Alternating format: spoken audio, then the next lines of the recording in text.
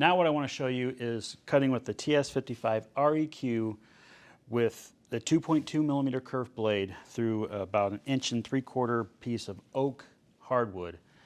And then I'll cut with the TS55F with a 1.8 millimeter curved blade to show you how much faster that will cut.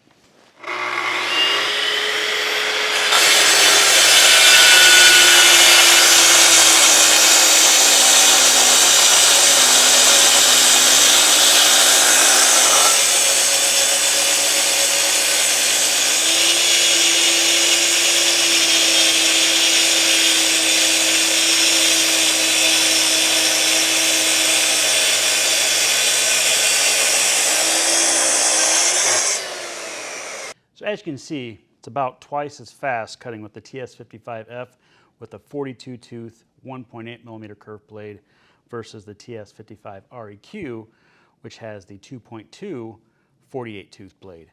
Quality of the cut is still the same, as you can see with these two pieces.